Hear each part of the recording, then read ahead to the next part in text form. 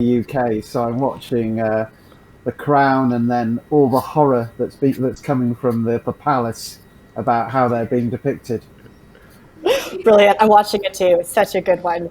Andrew, what's your show? So I was recommended this one by somebody, and I started watching it because I was at my wit's end and had had enough of Netflix, obviously, and was just looking for something brainless to watch. And it's brilliant. It's so brilliant, and it's so brainless that I don't really know anything about it. I just love to watch it. It's called The American Barbecue Showdown. And I basically binged the whole thing, and I loved it. It was excellent. Yeah, great. Brilliant and brainless. Great adjectives. Okay, awesome. Olivia, what's your streaming show? Yeah, recently I've been watching The Queen's Gambit. I really like a good kind of period drama, something that I can sink my teeth into and kind of watch it without my husband, which is great.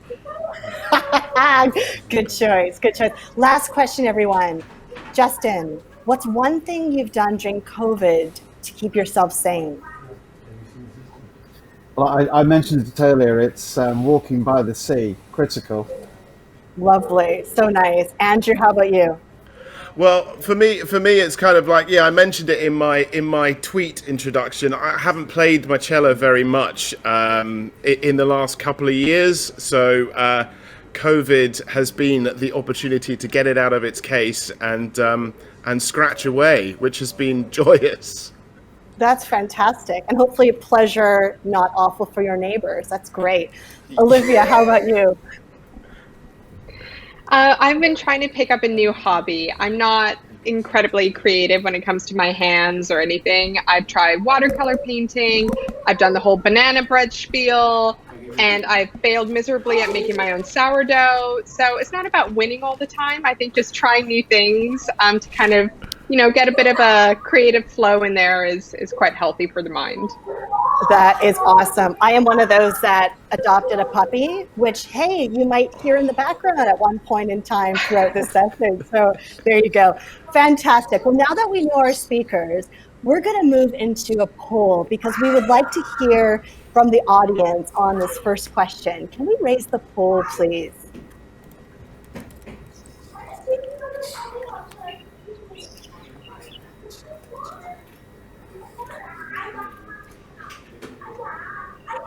Oh, are we able to get it? There it is. Oh,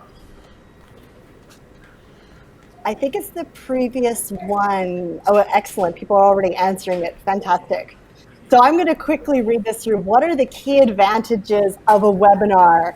To reach a global audience, easy to attend, or cut out physical logistics? Looks like many people have responded. Fantastic. Let's cut it there. Justin, what do you think of that? It seems like most people have chosen reach a global audience. Let's post this as the final slide here. Justin, what do you think of that? Do you agree? Yeah, I mean, I do agree. I mean, I think it's wonderful that you can easily arrange to hear from people from different countries all around the world. I mean, it was very difficult for me to come to Singapore this afternoon in ordinary circumstances. So it's great that I can just log in and join in with everybody here at the British Chamber of Commerce. I do think that, whilst we're in this unusual situation, to put it mildly, we do sometimes forget how backbreaking and difficult it can be to organise physical events. So although I'm sure a lot of people are missing them, don't forget how difficult those physical events with all the badges and all of the logistics can be. So maybe when everything becomes normal again, you'll look back with nostalgia at all these webinars you've been attending and how straightforward they were to organise relative to physical events. Who knows? I love that. Like, look back on nostalgia at webinars the way we look back on nostalgia at physical events. That's a great reminder for us. Thanks, Justin. I'll hand it over to you to go ahead. Thank you.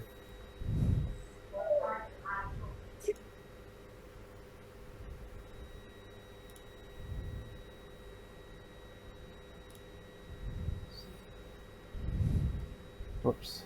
Sorry, I'm just going to get to the beginning.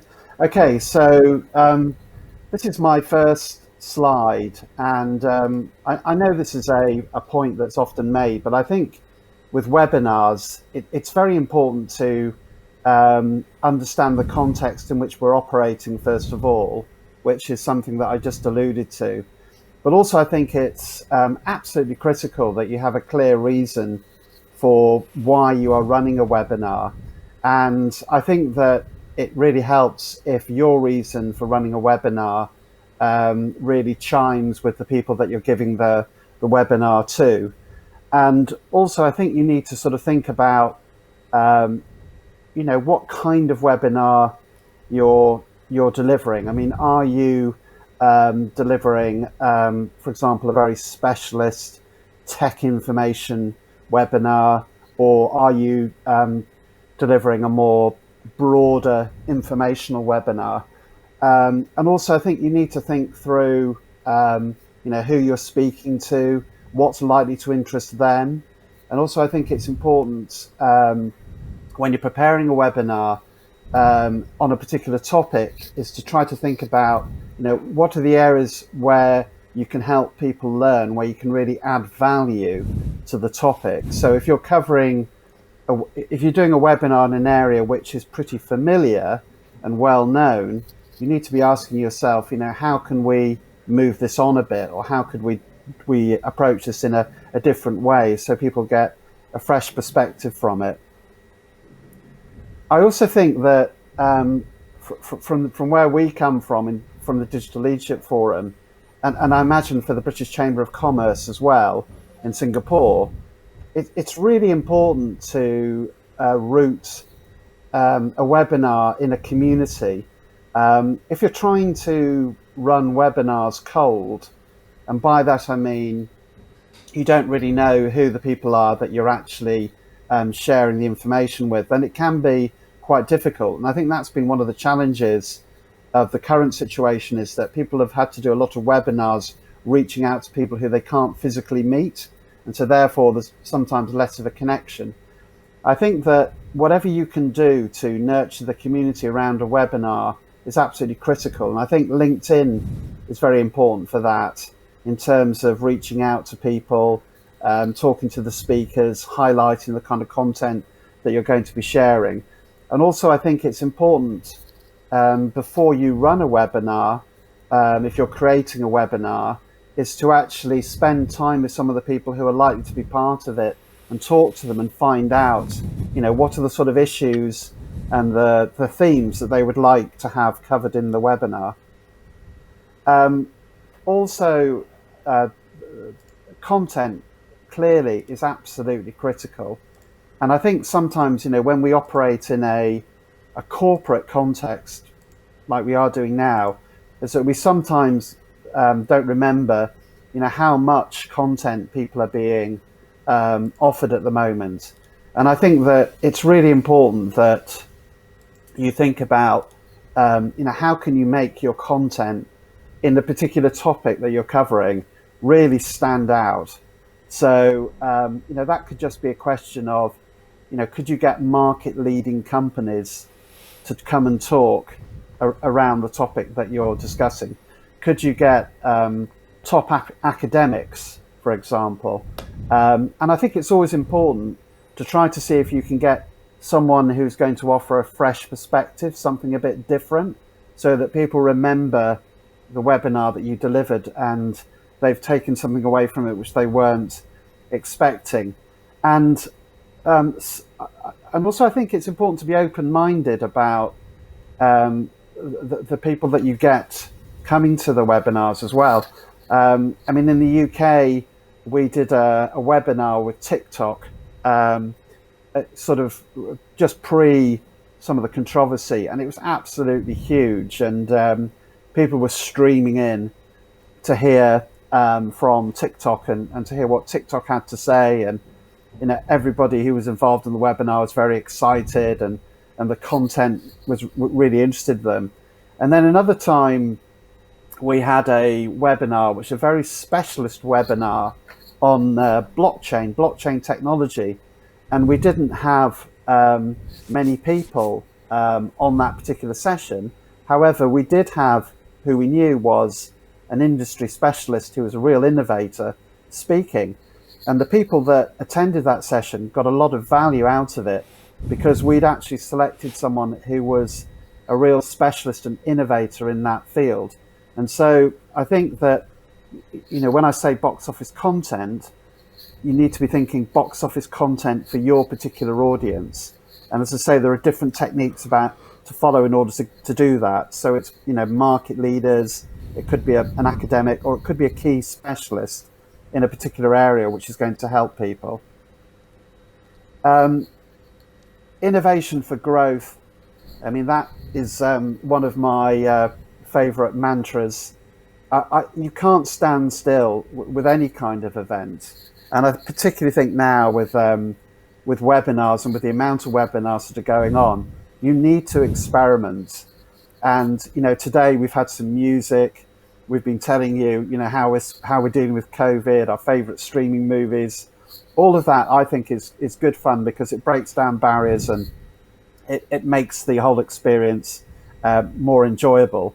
So I think that, when you're running webinars, you've got to experiment, you've got to innovate.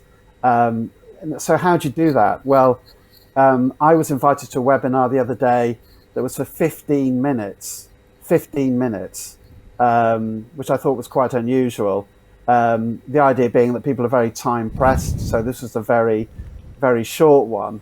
I think that partnerships can mix up webinars. I think if you form a partnership with another organization, that can be a very interesting experience because then they bring in fresh ideas and fresh approaches, and that can be useful for your normal community and interesting for them to mix with another community. I also think an area which I think will develop further in terms of innovation is the use of data and predictions. So a lot of us were earlier on mentioning streaming movies that we'd seen on Netflix. And of course, Netflix is superb at algorithms and making personal recommendations, which is one of the reasons why it's so addictive.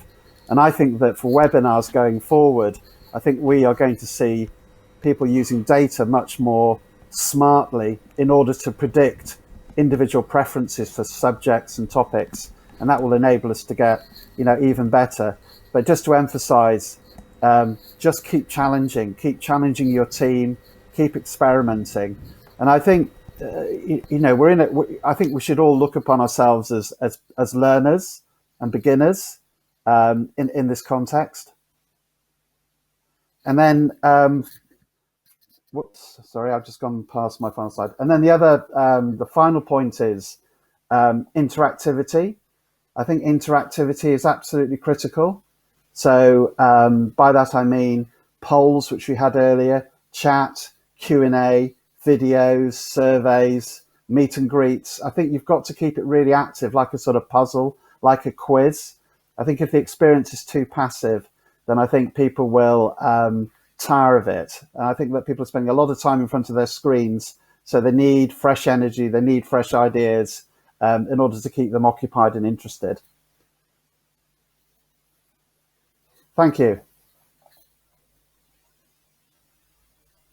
Especially when you talked about how to make content stand out. I can see there being potentially a lot of fatigue with webinars and virtual, happening right now. So that was really, really telling. We're going to move over to Andrew in just a second, but I'd like to remind the audience, we already have some fantastic questions coming through. So if everyone go to the Q&A box and please type in your questions, we'll aim to reserve some time at the end of the session to take your questions with our speakers. Andrew, over to you. Hi there. Thanks very much, Rilla. Look, I'd like to start off with a question to the audience.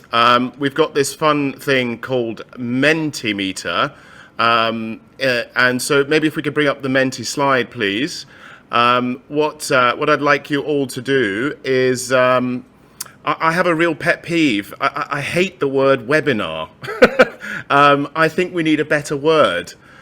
So maybe if we could have a look at my first slide. I think it will have the information on how to log in. So you can use the QR code to get to the website, and then that will allow you to write in any alternative words for the word webinar, or expressions, or I don't know, a phrase, and then let me just reiterate the question to you. Webinar, we need a new title. Suggestions, please. Okay, I'm going to jump into my presentation, but before I start, I need an assistant for the presentation, so I am going to give somebody a phone call.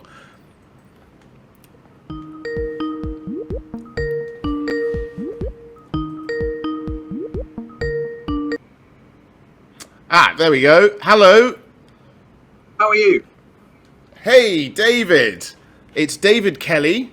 David, can you move your screen down a bit? I can't see you very well. We're looking up your nose. There we go. Sorry. Great. David, why don't you introduce yourself? I'm sure that everybody knows you here, but why don't you introduce yourself? Hi, everyone. I'm a bit surprised you've called me, Andrew. So my name is David Kelly. I'm the Executive Director of the British Chamber of Commerce. Andrew, it's nice to be dialed in. Currently working at my desk. Fantastic. Well, look, the reason why I'm dialing you in is because I want to test something. Do you think you could be a bit of a guinea pig for me, please, for the next 10 minutes? Yeah, sure. Yeah, go for it. Okay, so I am going to send you a little document. If you just bring up the next slide, please, Kyrul. This is a document that we send out to all of our clients and people that we do webinars with at my company, AsiaWorks, and it's a guide to setting up for a webinar. Now, I've never tried this before. It's a bit of a risk because I've never sort of like actually tested it out live before. Should we go back to the two-shot?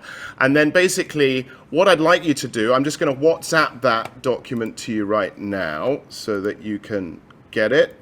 And then what I'd like you to do is to follow the instructions to see if we can improve that rather shonky shot that we have from you there. I'll check in with you during my presentation. Is that all right? Yeah, no problem. I like short documents. That's really good. I'll have a look at this. Fantastic. Okay, we'll just take a before shot of you. So look into the camera. Let's put David's full screen. Look into the camera. Let's get a bit of a smile. Okay, take the picture. Excellent. Okay, right. Thank you very much, David. We'll check in a second. Well, probably in a few minutes. Okay, right. Let's get going.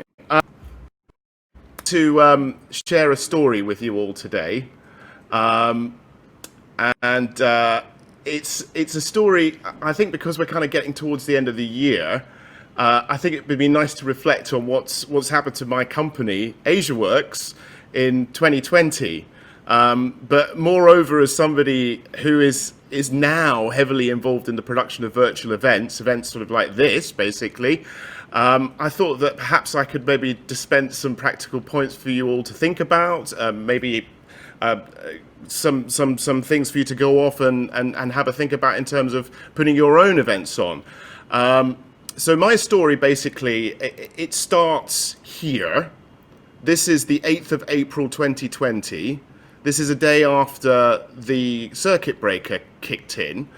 And probably like everybody else, I was in back-to-back Zoom calls at the time, and I thought it might be good, seeing as I'm a video guy, to set up a home blue screen. This is basically what it looked like. That's my bedroom. The bed's behind the sheet. Yeah, I mean, just like pretty much everybody who's on this call, I was, marveling at the tech of applications like Zoom and Teams and Skype and Blue Jeans and Google Meet. The fact that, all of these pieces of kit, for me as a video person, we could do things like chroma keys with them and all sorts of really cool things in the kind of the world of live video. And this is technology that cost sort of tens of thousands of dollars, about 10 years ago. And basically they're right inside my computer. So, I mean, at AsiaWorks, we were very early adopters of Zoom. Very basically, this is a live television studio inside your phone, your tablet, or your laptop computer, which brings me beautifully onto the subject of French cinema. I don't know why I've done this, but I made the decision to reference French cinema in my presentation. Okay, so because the whole concept of tech and the tech that are behind these video conferencing platforms like Zoom and Teams and Google Meet and what have you, this kind of tech is beautifully described in a clip from this film. It's one of my favorite films of all time. It's called Mon Oncle. It stars Jacques Tati. It's directed by Jacques Tati, playing the part of this guy called Monsieur Hulot there. He's a little bit like a sort of French version of Mr. Bean, extremely ahead of his time because this film was made in 1958. And Tati's basically a genius. He pokes fun at all sorts of things in his films, but the big thing that he was really poking fun at in the 1950s was the way that France was sort of emerging, post-war France was emerging after the Second World War, and how it was dealing with a sort of brave new world of technology. So please, please forgive my pretentiousness, but I would like to show you this clip.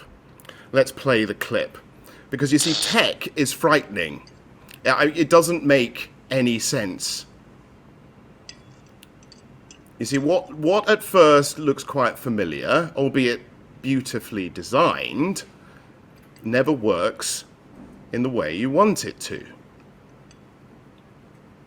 But you pluck up the courage to try something. And then you think you've done it all wrong.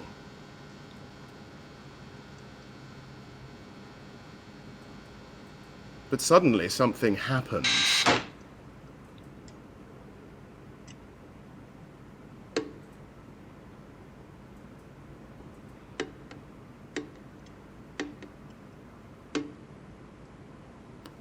And then it all begins to make sense.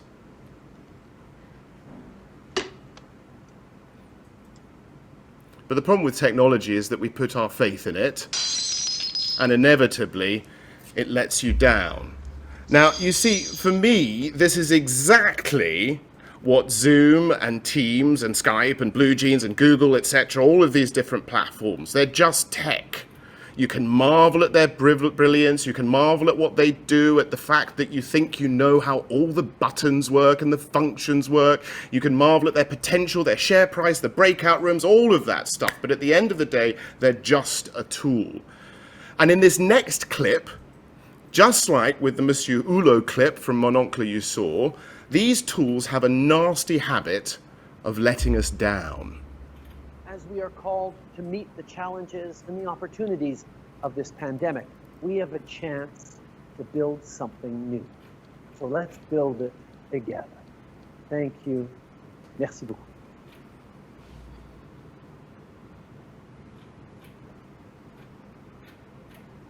I do it.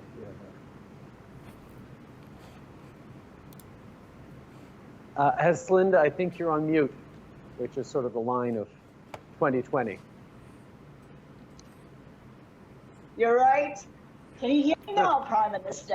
I can hear you now. I don't know how many times that specific interaction has been repeated over the past months, but it reminds us all of yes, our daily reality.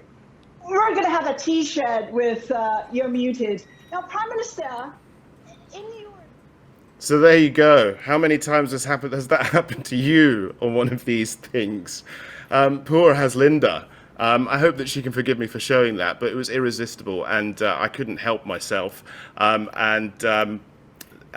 Yes, well, she made a very, very funny tweet. Very funny Instagram about it, and that's the reason why I was why I shared it with you all today. And that happened last week at the virtual Apex Summit, which we'll take a little closer look at later on. I think it's probably time for me to check in with David. Let's pull up David on the screen. How are you getting on? Hi, Andrew. Yeah, not too bad. Just trying to sort out lighting and backdrop and things like that against your... Have you been following the document? Have you been looking at the document? I haven't just my camera though yet, so I need a couple more. Still looking up your nose, mate. Okay, let's get him off the screen. We'll continue. Let's continue then. So before COVID, I want to share another video with you now. Before COVID, Give you a little background about my company at AsiaWorks. This is what we used to do. As a video agency, we're on the road quite a lot, producing a lot of video content for our clients. Can we play the video? And most of our clients are basically, they're in a normal year. This is 2014, right? This is a wee while ago, but it's still very relevant to what we do. Most of our clients are kind of like, they're brands, they're broadcasters, they're marketers, they're corporates. We're the video guys. We make video content with them. We work with them in helping to strategize and develop good video content strategy, and we provide all of the different jigsaw puzzles or parts of the jigsaw puzzle in terms of production services, from cameramen to editors to producers to directors, and we do that all over Asia. We've got offices in Singapore, Bangkok, Jakarta, and quite a large network. But obviously, COVID put a stop to all of that. We had to think about what to do because there were no shoots anymore, and obviously lots of projects were getting cancelled.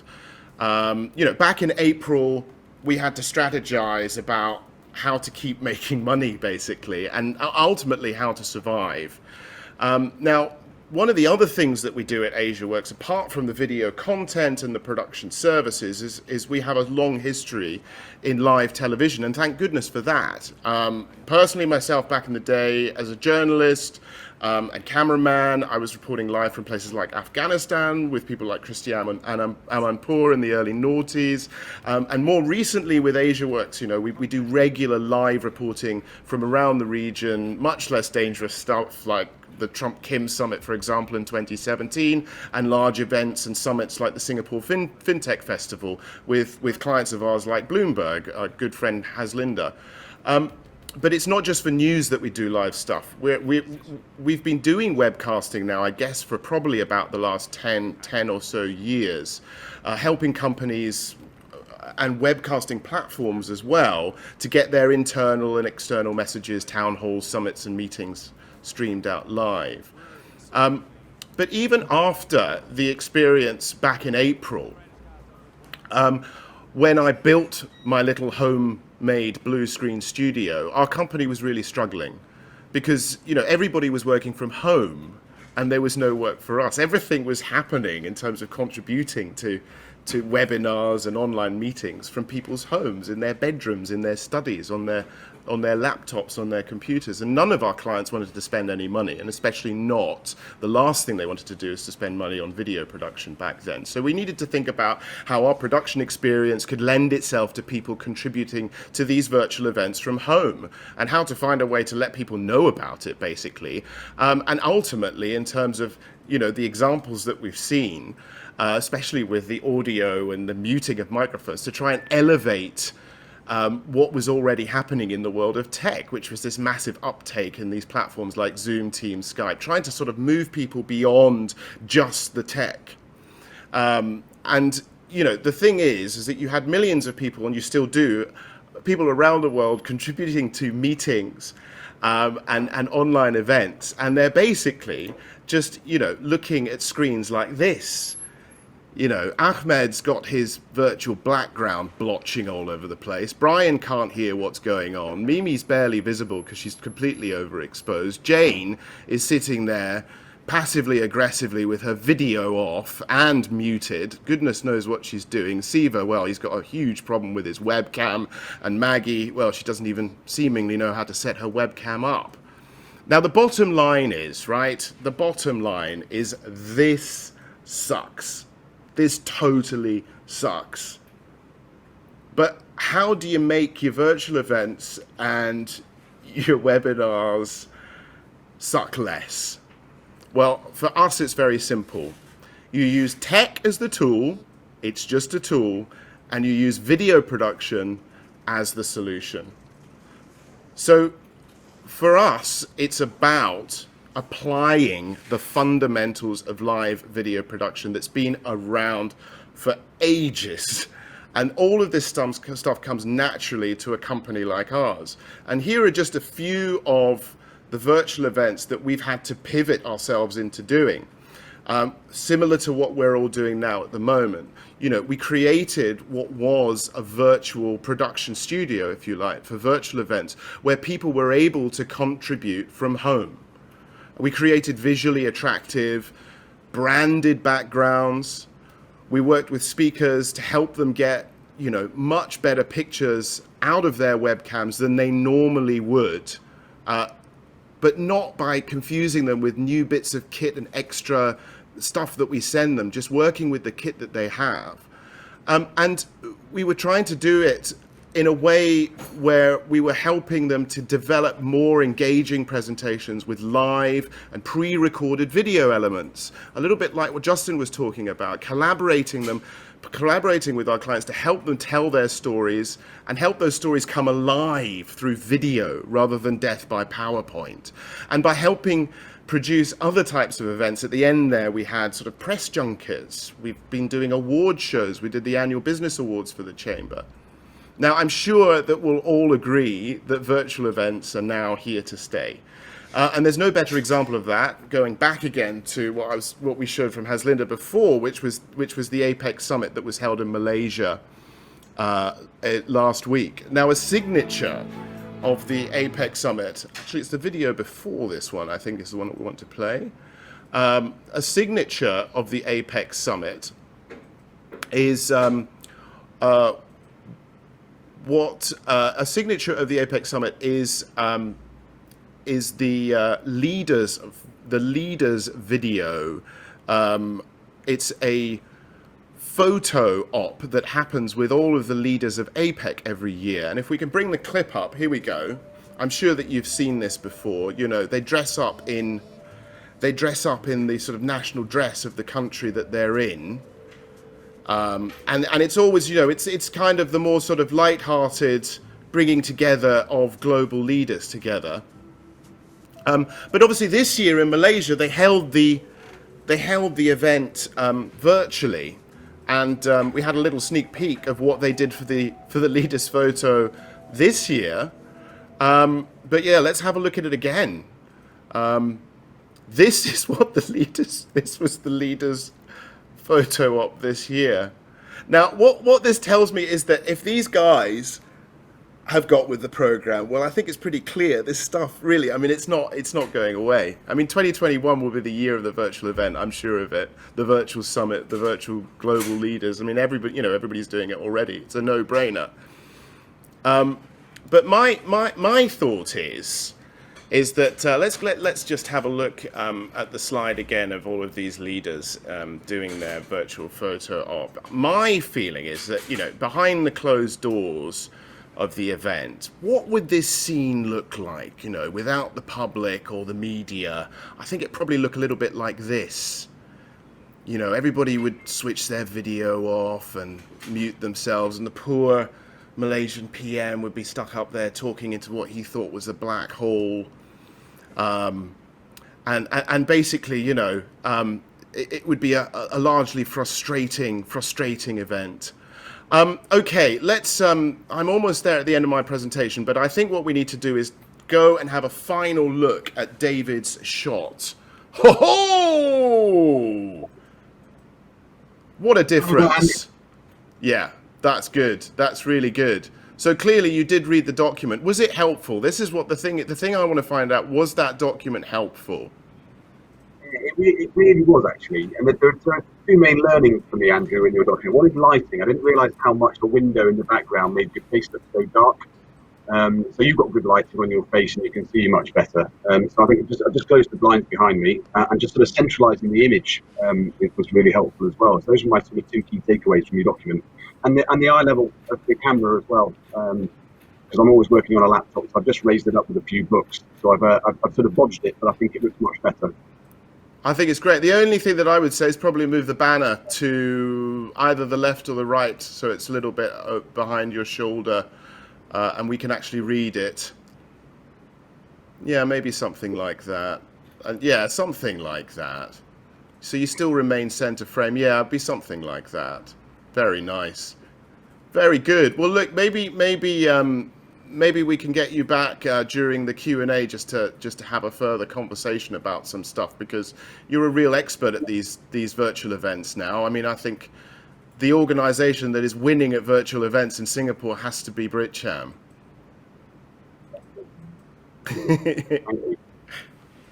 All right, so look, I'd like to wrap up. Thank you very much indeed, David. That was great. I'd like to wrap up my presentation today with just a final bit of behind-the-scenes video of a studio shoot that I'm currently working on. And I can't tell you, now that things have kind of got a little bit back to normal, how great it is to be back in the studio again. So this is a touch wood, we're gonna, be able to continue being back in the studio. So this is a sort of state-of-the-art motion control sort of virtual green screen studio that we've been working in this week, but it isn't perhaps what you might think it is. We're shooting presentations for a customer for a virtual event, and this is what's happened now. We can get out of our houses, but we still have to hold virtual events. So we're shooting for this year's FinTech Festival and shooting presentations. We're shooting presentations inside a green screen studio, and what we'll be doing is putting all of these people into sort of dynamic 3D backgrounds so that we can create much more visually interesting, much more produced content for an online audience. But this is the thing, this has happened very, very quickly, and I'd like to leave you with a final image, and this is it. I'm sure it's not just me who's thinking this, but reflecting back to my homemade blue screen in April, to where we are now, 7 months later, to the journey that I think that everybody has taken on this webinar today, we've come a hell of a long way. Thanks very much, everybody. I'm going to hand back to Rilla. Thank you very much, Andrew. That was both informative and hilarious. And just a note to all the audience watching, if you're like me, you'll likely want to go back and see this content again, because there's just so much information, and I laughed through some of it as well too. So note that this will be available, this recording will be available on the Chamber website. So anyone who's registered today will have a chance to go and watch it again, or if you're a member of the Chamber, you can go and watch it again as well. Don't forget, please do add in your questions in the Q&A. We look forward to that coming up at the end of the session. Before our next presenter, I want to hear more from you in the audience, and we'll do another poll. This poll question is, what are you trying to achieve with your webinar strategy? So the poll will pop up in just a second here. The question again is, what are you trying to achieve with your webinar strategy? And there's 4 responses.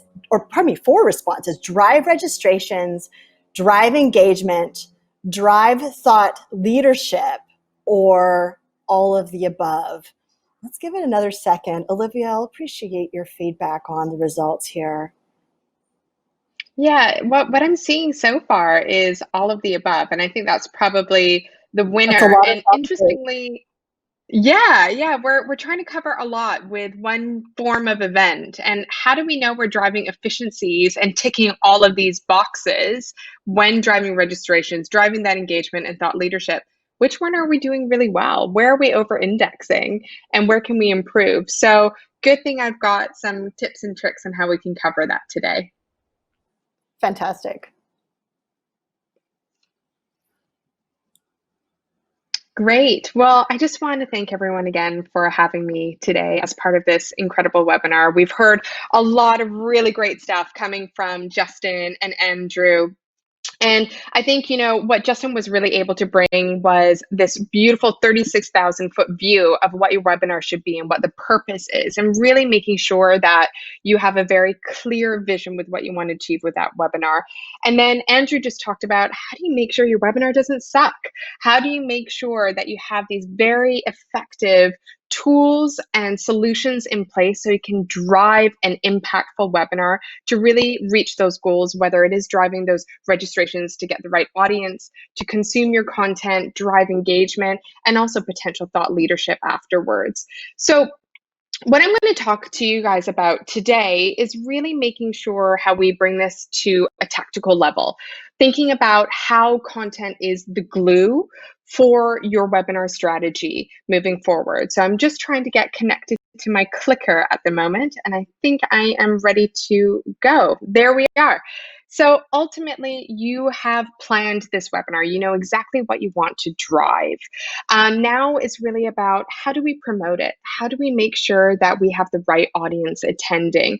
And the glue of that and the real juice for your webinar in the first place is really content. So what we need to talk about today is how we can actually build a content strategy for your webinar to make sure that we drive efficiencies and also ultimately drive business growth.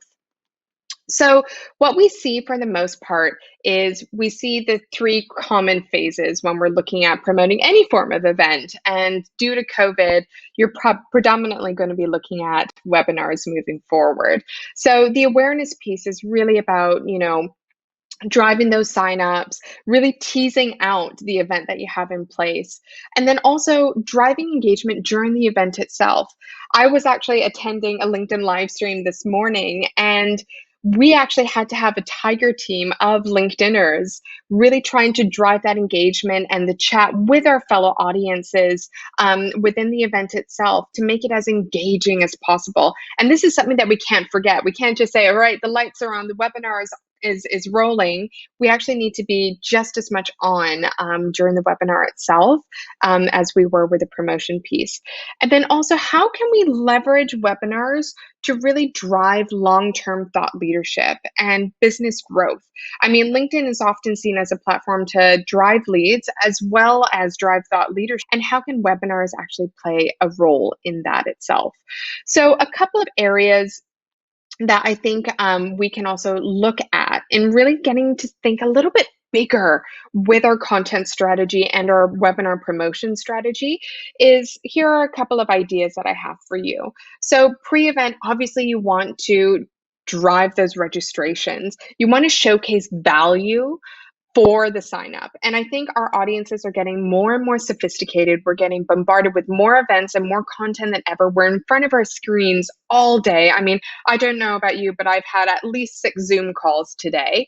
And I think what we're getting very sophisticated at and what audiences really need is, I want more value. How do we give more to get more? How do we make sure that we are saving all audiences in providing additional context? So gone are the days where we just say, here's a webinar, sign up, let's go. It's really about teasing the content out, providing more context and previews and additional touch points. During the event, you definitely want to increase your share of voice, as well as leveraging hashtags to keep the conversations going. Think about, when we used to go to conferences, how we would connect with people virtually, how we would follow conversations using hashtags, how we would tag one another. That still needs to exist within the webinar space. And then also, lastly, how do we showcase long-term value? How can we basically promote the goodness that comes out of that event and use that to our advantage and make our webinars work harder for us in the long run? So one question that I get commonly is, how do I distribute my budget, when I'm promoting a specific webinar? And really, this is the 60-40 rule that we, B2B marketers have leveraged from, B2C, as well as research from Les Binet and Field. And ultimately, you want to have a 60% budget cut to really promote and drive those registrations and drive those attendees, followed by a 40% post, because still you want to sustain conversations within that space, and you want to ensure that you can actually leverage some of those snippets to future pipeline for future events as well.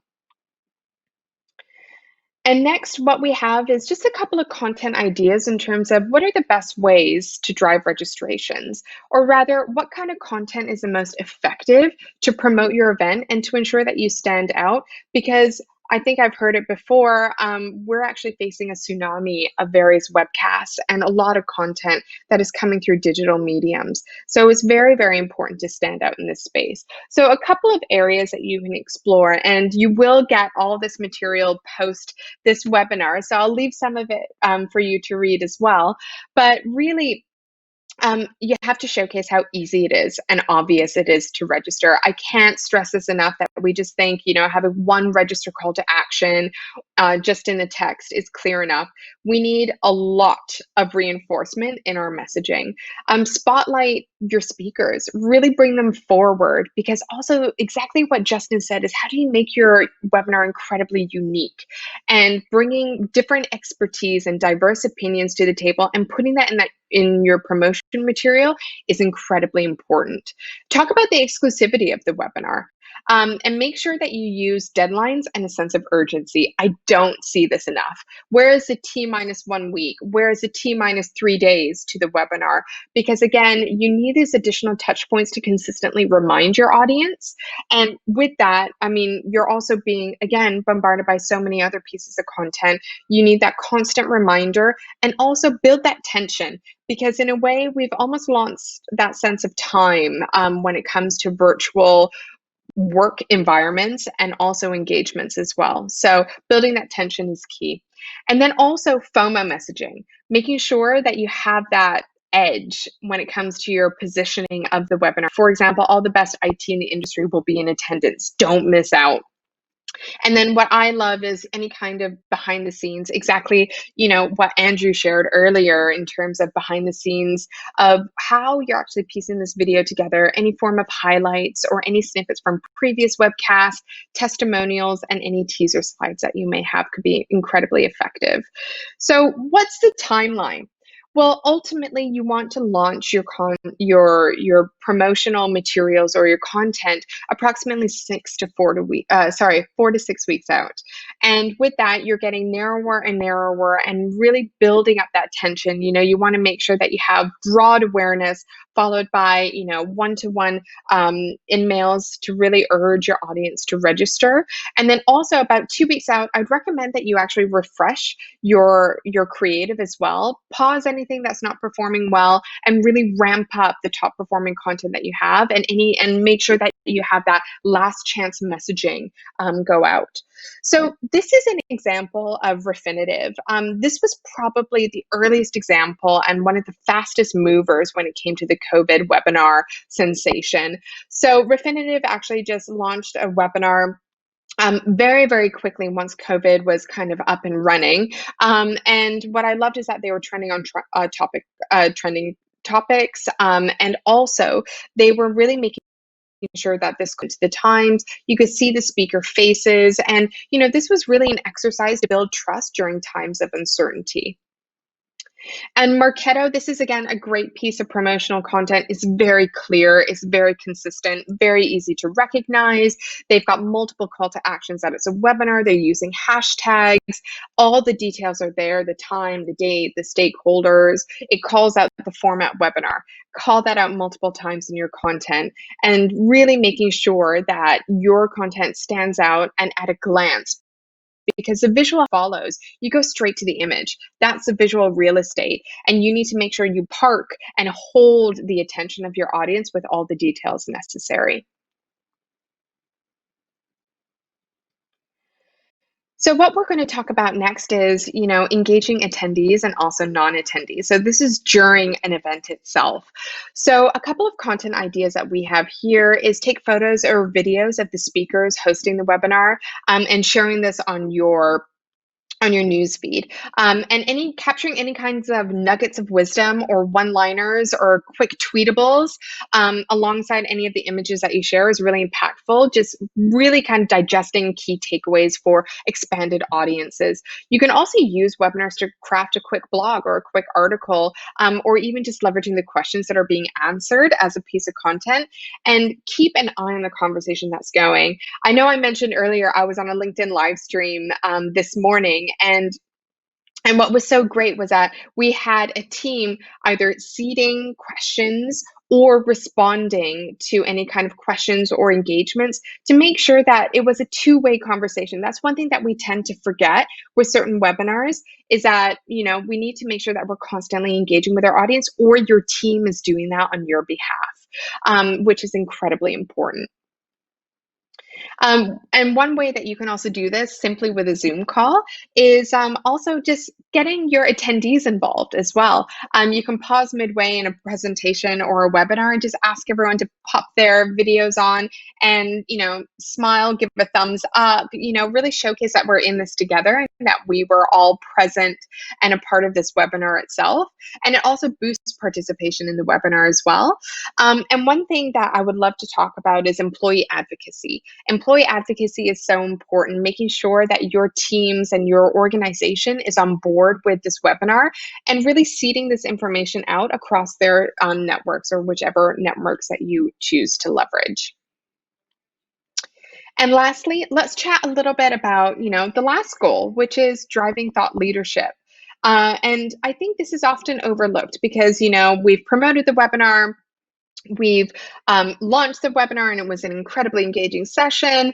Now it's done, on to the next. But I think there's a massive opportunity here. I think we're underutilizing webinars to actually leverage as pieces of evergreen thought leadership. And here are a couple of ways that you could also look at it. So I think if you're looking at long-term engagement, and this can pertain to smaller events, your ongoing webinar series, or even large events. For example, if you're, hosting a summit, or if you're going to be promoting the launch of a product or a service, definitely use that video content or that live stream content, webinar content, and drip feed it post the event. So my recommendation is that you actually have probably the 40 to 60 split, but in the other direction, making sure that you spend 40% of your budget to all the pre-promotion, and then also 60% afterwards. And what kind of content would you create post a webinar? There's actually a really great opportunity to really dive into this and expand on this so much more. So you can compile key takeaways. It could be 3 takeaways, 5, 10. Pop that in a video. There's a fantastic free tool called Lumen 5, which is LUMEN 5.com. And you can create really great, short, snackable, editorial style videos in literally 15 minutes, upload your logos, pop in some key insights. It's all royalty free. And there you have a great piece of content that highlights and drives FOMO from your previous webinar. Of course, link to on demand. That's probably one of the biggest questions that I've seen in all of the webinars and live streams that I've been doing is people are just like, can I access this afterwards? And also, can I share this experience with some of my colleagues? One-liners. I love a good tweetable. I love a good nugget of wisdom that you can actually post in a beautiful shareable asset that drives a key insight that came from that webinar. Thanking partners, also encouraging other people to sign up for the webinar, asking people for feedback is incredibly important as well. And I think what you can do is you can also use your webinar to tease a report or a fantastic piece of research. So then you can actually have that report or piece of research actually gated and drive leads. I mean, there's a whole content ecosystem that can really drive business results just after hosting a webinar. So it's incredibly impactful. Now, the timeline, what that looks like,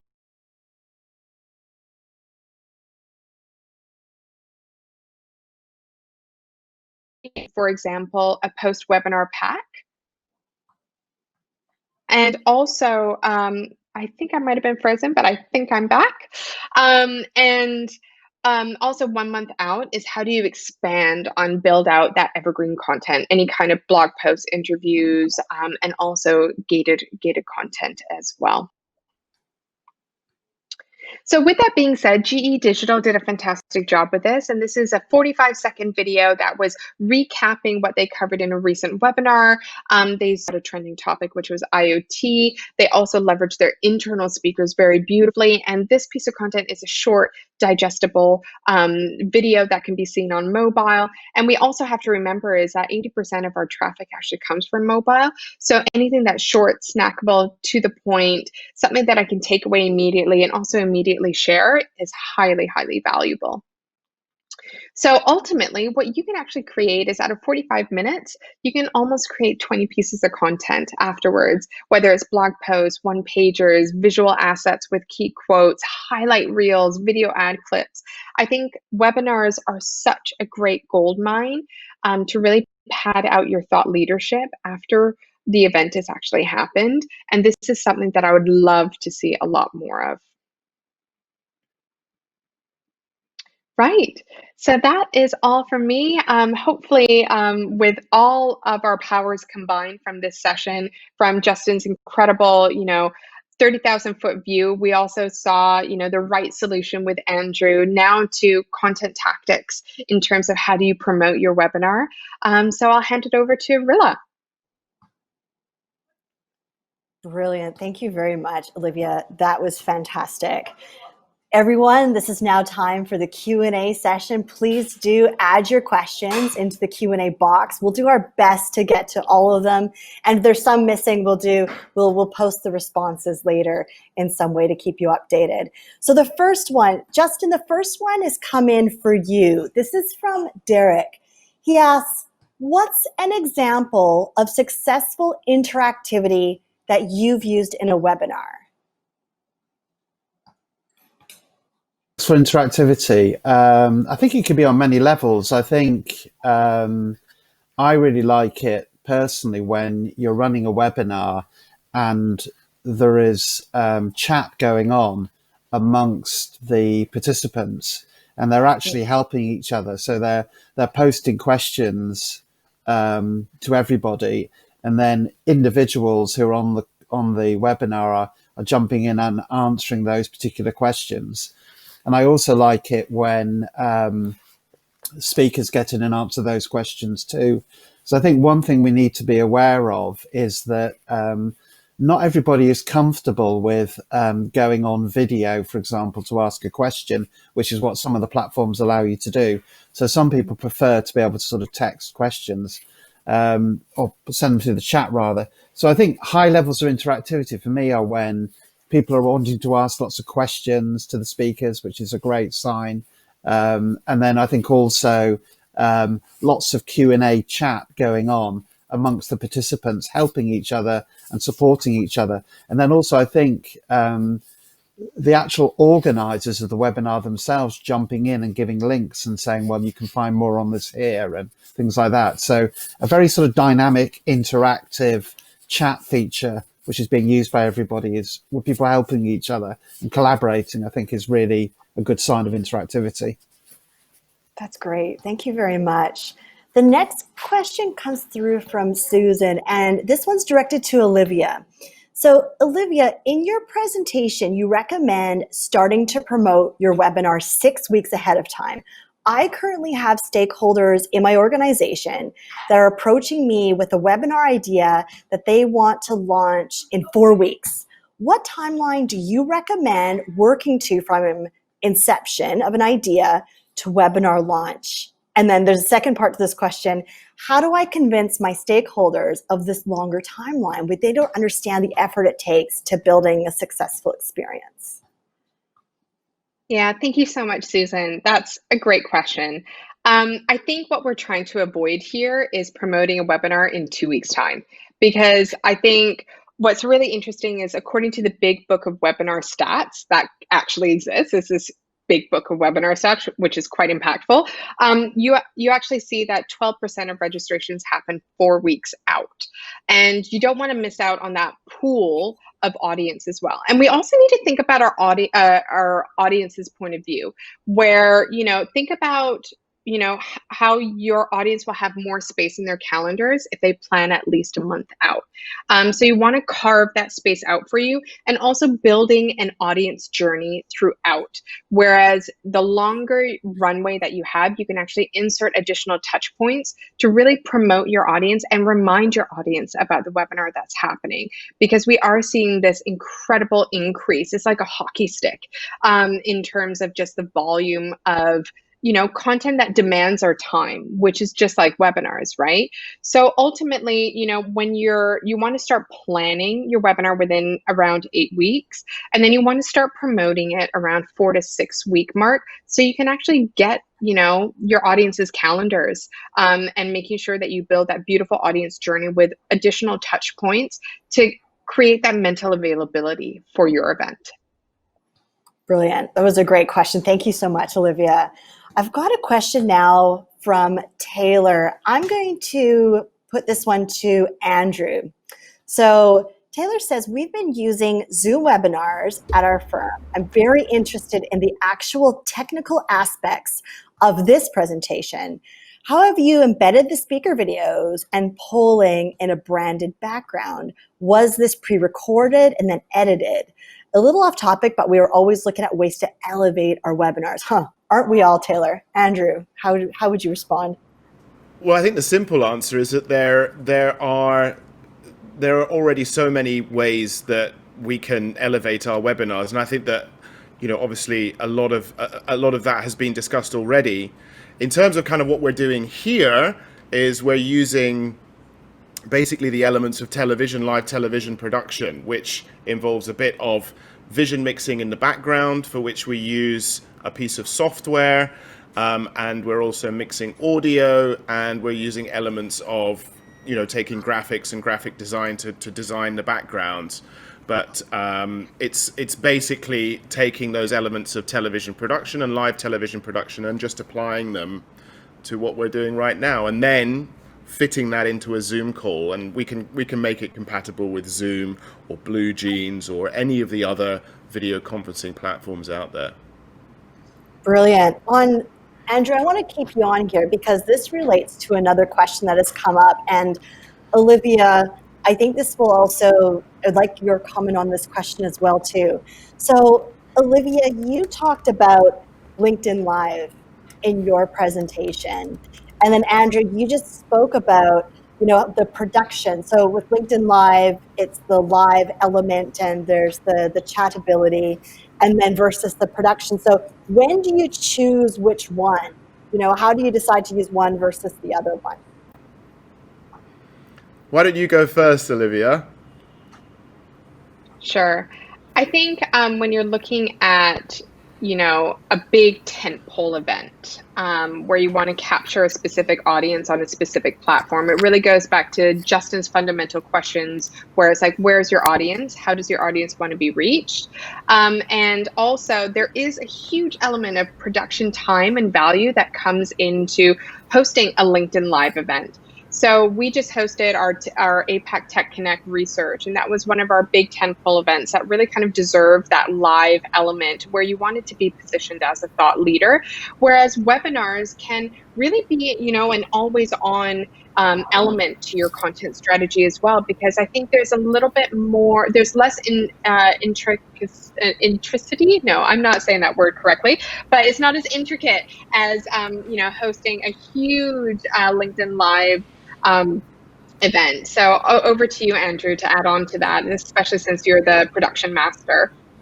Well, I think that I totally agree with you. I think that basically what I'm seeing happening at the moment is that people are defining more specifically what they're doing within the context of doing live sort of virtual events. Yeah. So exactly like you say, Olivia, it's like, okay, this is going to be a webinar, and the webinar is going to be quite immediate. It's going to be quite small and intimate, quite accessible. We might have breakout rooms. We might not need any of this kind of video trickery, but what we do want is we want something that runs smoothly, that people can access easily, that people can chat inside and be part of the dialogue. And so a certain level of production might be required in helping that out. Whereas if it's like maybe a summit or a much bigger type event that has the requirement for a stage, if you like, or a keynote speaker or something like that, then you might be thinking a lot more about what's the right platform. I mean, clearly LinkedIn Live is a really good platform for doing that on. But at the same time, the way that looks, the way that that's presented to the audience, the way that the audience interacts with that is very different. And I think we're actually in a period where we are still actually trying to work that out. And just to add another thing to that as well, is this idea, people are calling them now, and I know the government here in Singapore is getting behind this idea, but this notion of a hybrid event where you have a sort of live audience, but then at the same time there's an online audience. I mean, like in the world of television, this is basically a live show with a studio audience. So it's exactly the same thing as that. It's just that there are certain interactive elements that are brought into it. So basically what I think we're doing at the moment in terms of trying to make sense of all of this stuff is just sort of better define and better understand what we need to do when we do different types of these events. That's great. And I would like to add on that. Go ahead, Olivia. And just to add on that as well, there isn't also necessarily an either or. You could also do, a pre-recorded webinar and have that roll out easy peasy, or you could also do something extremely live like LinkedIn Live. And there's something in the middle as well, which is a semi-live event where you maybe have pre-recorded segments of your webinar, and then you have people on live Q&A chat or live Q&A or live interactivity elements as well. So I think you need to consider the scale and your objective and your audience to then determine the formula and the solution. Absolutely right. I just to add to that as well, and I don't think we've spoken much about that. Spoken much about that is this idea of pre-recording stuff. Like pre-recording stuff is like really, really important, because pre-recording means that you have a lot more control visually and with storytelling than you would normally do if you do it live. And also it's something for your audience to watch that isn't a talking head. Excellent. Another great question has come in that I would appreciate all of your opinions on, and this is around evaluating the success of the event. So how can businesses evaluate the success of their webinar with the data provided by Zoom or whatever platform you use? What are the key stats that you use? What do you check, etc.? I think it'd be really valuable to hear from all of you on this one. As I've got this question too. Who wants to tackle that one first? I can go first. Thanks, Justin. I think this is a really complicated area and a fascinating area. And I think it's an area where people shouldn't jump to conclusions. And I think that as we are acquiring more data around webinars, we need to be more sophisticated in how we interpret the data.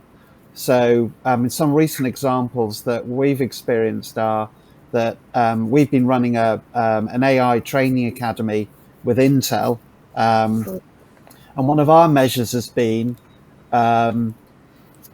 people remaining engaged across the length of the webinar, which is sometimes extended to about 2 hours. So if we have kept a significant number of people across that 2 hour period, that for us is a success. Another measure for success for us has been for the curriculum as a whole, how many different companies have been across that series of webinars for the entire period. And then also you can dive a bit deeper into sort of like super users and things like that. But I think there are so many different ways in which you can interpret it. Some organizations have obviously target accounts. And so if they get their target accounts on there and their target accounts are engaged and asking questions, that is a big success. Sometimes you have speakers who come on to sessions and they go into a discussion group, and it might be with a few people, but they're suddenly in front of people that they really want to talk to, and that's wonderful for them. I also think, and this is Olivia's point, I think LinkedIn is becoming really critical in terms of driving thought leadership. And I think that webinars are going beyond the webinar. It's like, I think the webinar is part of the webinar experience, but I think the whole from pre to end and beyond is the webinar. We're sort of reinventing the webinar, if you like, because, we did a session, I don't know, it's probably a few weeks ago, but, we're getting comments now on LinkedIn about it important comments by people, which adds to the value of it. So it can go. A webinar can go on and on. I mean, a webinar can continue. You can sort of benefit from a webinar for a further 2 weeks or 3 weeks after you've actually done it. And then I think the other thing as well is that people really appreciate, I think, the intimacy of webinars in certain contexts. So I think that, for instance, a big tech company that has, say, very complicated products and services, where they might only get the opportunity to talk to someone in a kind of tender situation, and it could be very tense, and they're sort of struggling to get their key points across. Whereas if they can have a kind of informal chat with people and answer their questions from the right kind of organizations in a webinar context, that could be hugely valuable. So I think the webinar is I could see the webinar really developing into a sort of part of our normal business conversations, part of processes. And I think as well, breaking down barriers, there's all sorts of elements, I think, that can go into evaluating a webinar. And it certainly isn't numbers. It certainly isn't numbers. I mean, I know that people will say, oh, we got loads of people attending, wasn't it wonderful? But not necessarily. Not necessarily. You might not have had the right people, might not be the right seniority. You might not have got the kind of conversations you needed. And you could have had a smaller one, which was really engaged, very influential people who got a huge amount of value out of it. And I think also, just finally, I think when you're organizing a webinar, you have a very different perspective on the people who are actually participating. Because when you're actually organizing the webinar, you're thinking about all sorts of different things like, oh my God, will my slides work? Will my clicker work? Are people going to enjoy it? But the actual participants have got a totally different perception, and it's trying to understand those different perceptions when you're evaluating it as well. So surveys are very good, and talking to people afterwards about the webinars and asking them what they think about them. Brilliant. Olivia, what's your thoughts? I think to add on,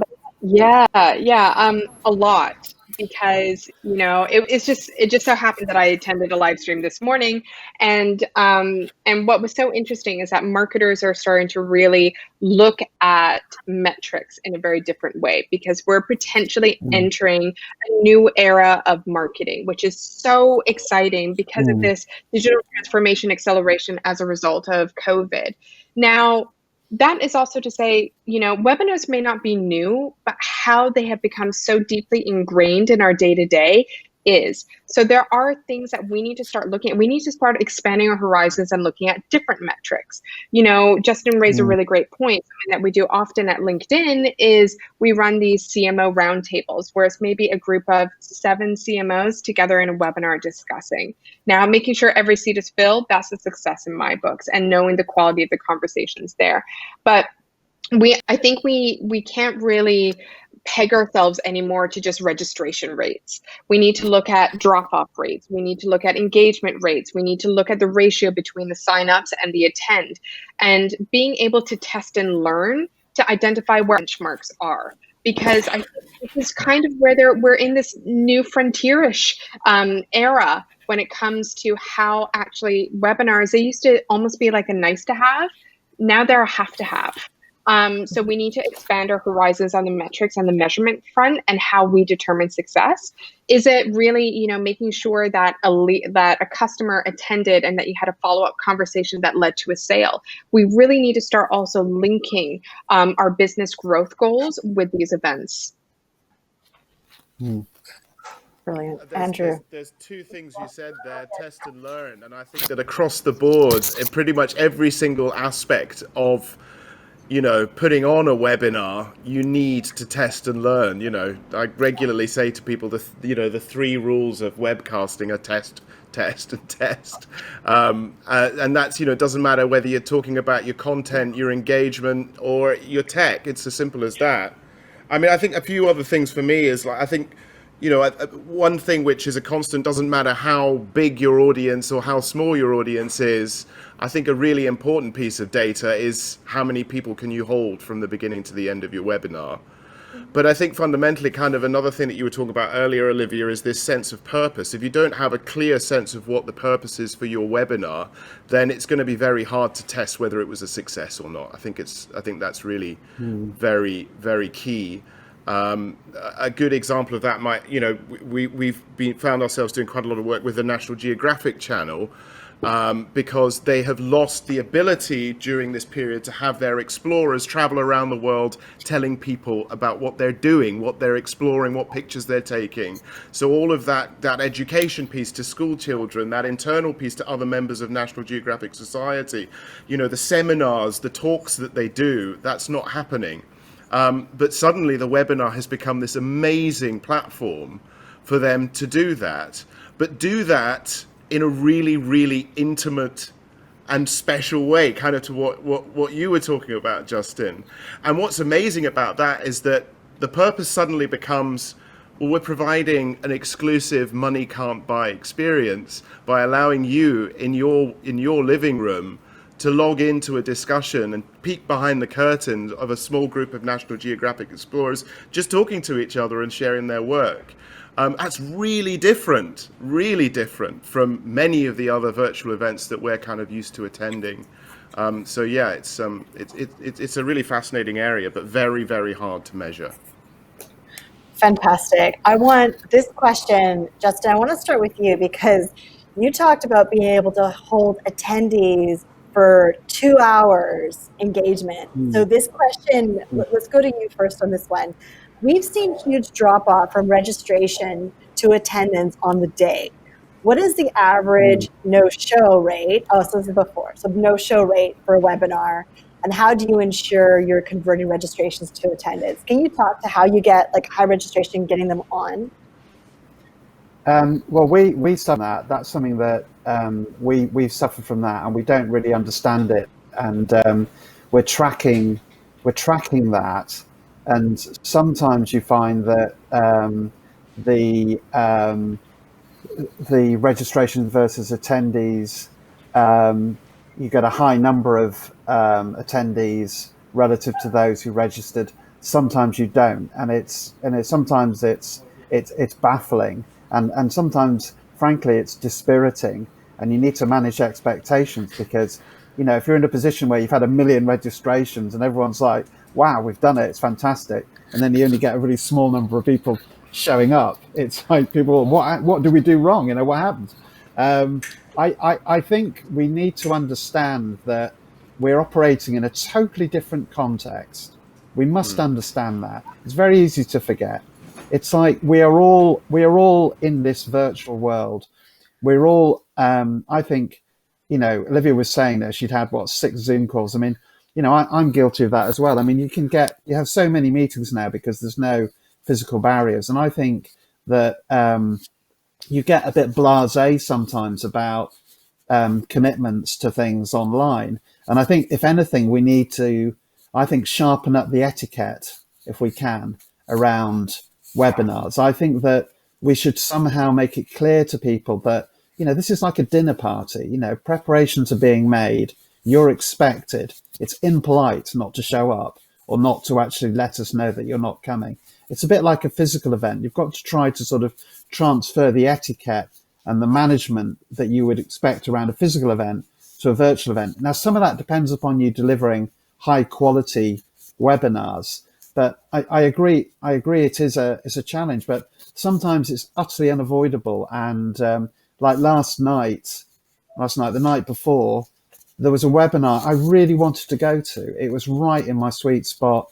I knew the people doing it, but I had a Zoom call that I had to take, and it overran and I just couldn't. Now they're probably thinking, Justin, you creep, you let us down, where were you? We were expecting you there. How dare you register and not show up? And I've skewed their metrics, but there was a genuine reason why I couldn't. And forgive me, guys, for me not showing up on that webinar. But sometimes there are genuine reasons why people just cannot. But also, I would encourage everybody who registers for a webinar from now on to turn up if you've registered. And if you can't attend, let the organisers know, because it helps. Brilliant. Really thoughtful. Thank you. I'd really like to add to that, if that's okay, because there's an article that I'd like to share actually with everybody. Kyril, I don't know if you can bring up my slides. This is a great article that it's not a very long read. It's called "Don't Be That Guy on Zoom." It's written by a guy called Simon Pitt. If you scan on the QR code, you'll be able to read it.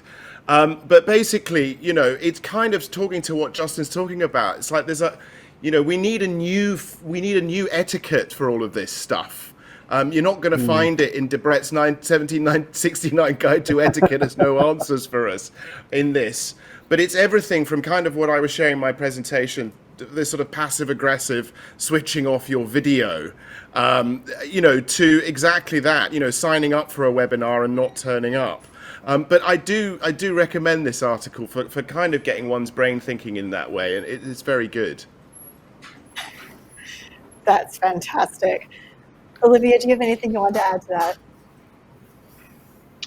Yeah, I mean, I think etiquette is a huge key. And I really love Justin's point. We're just saying, treat it like it is a dinner party. And you're so right. There is so much effort that does go into it. But it's hard. It's hard to command that attention for a long time. And that's also why, if you're experiencing drop-offs, is there a hole in your hose in terms of areas that you need to plug in terms of how you've actually promoted this event? Have we actually been able to drive that value front and center? Have we talked about the speakers enough? What are kind of like the insights that you'll never find anywhere else? The exclusivity. I think that's really part of the positioning. And I don't think that a lot of companies are positioning their webinars very well. And really, how can you say, maybe mix things up a bit? Could it be a 20-minute webinar, some short snackable that I can, be able to watch and have my lunch at my desk? Because just because I'm working from home, it's a little bit bizarre at the moment. So I think it's the test and learn piece. I do know that, when we're looking at metrics, for example, for a live stream, we are expecting some sort of a 10% attendance rate. And, and that's why we also have to promote and make sure that we have this messaging and give ourselves that long enough of a runway, because you want that audience to count. And yeah, I think the biggest metrics that we need to have is that whole sustainability piece. If you're able to hold your audience for a certain amount of time, and understanding what that sweet spot is for your audience is really important to keep them engaged throughout. So I don't have a specific answer in terms of a great benchmark, because it depends on your goal, the context, the type of event that you're running. But I think this is the testing ground where we need to say, where do we go from here? No, that's great. I'm going to squeeze in one final question here. This is about monetizing events. So let me know who wants to answer this. Well, this is the next one. What are your thoughts on charging for webinars when there are so many free webinars available? Are attendees more likely to join if they had parted with a nominal fee? That links really well to the last one. Who wants to talk on that? I would. I simply wouldn't charge for a webinar, but I think that it's slightly different if you're a member organisation like we are, and obviously the British Chamber of Commerce is. So I think if you're offering a sort of walled garden private access to a private community where you build trust, there's definitely value in that. I think it's exceptionally difficult to charge for webinars at the moment. I mean, you have to be brilliant, or you have to have you have to have Elon Musk doing just about cartwheels at the rocket site or something. I mean, or Jeff Bezos, or breakfast with Jeff Bezos, and he's going to talk you through his plans for 2021. In which case, I think we'd all probably shell out a bit of money for that one. So I just think charging. I think you can always. It's a great way to promote services which people subsequently pay for, because they then understand. I mean, I imagine lots of people will be. People are going to be looking at all the different organisations they've heard about today. And if you do a webinar and you bring in a company and they talk about their services and you're really impressed, a tech company or something, chances are that you will then engage with them and then you probably spend money with them. So I think but I think keeping them open and free is great. But I think the other thing is that you should treat it. I think the way to look at that question is, I think you should treat your webinar as something that people have paid for to attend. I think you've got to treat your audience with respect. That's absolutely critical. So I think as webinar organizers, you expect respect because you put the effort and energy in and market it and you want it to be really successful, a whole variety of ways. I think at the same time, you need to treat your audience with respect. So treat them like paying attendees, and then I think you'll get more out of it. That's brilliant. So on that final great note of treat your audience with respect, we're at time. So I just want to say a big thank you to the speakers today. Thank you very much, Justin, Olivia, Andrew. I learned a lot. That was absolutely fantastic. And I'll just remind the audience that this will be available for you on demand. So all of that content you will be able to access on the Chamber website. There's also a few other events coming up that we want to alert you to. They'll be popping up on the screen in a second here. Here we go. So please note that we've got 4 fantastic events coming up: the Ocean Plastics Problems, Challenges, and Solutions, the BritCham Christmas Party. It's going to be virtual. That's going to be exciting. Future Outlook of Supply Chains, and then Marketing in the Time of COVID-19. What do consumers expect from brands? Thank you, everyone. There's going to be a survey coming into your inbox after this. Please do share your feedback as part of the culture of what we're talking about. We want to hear from you and learn about what else you would like to hear from the Chamber. Have a wonderful day. Thank you.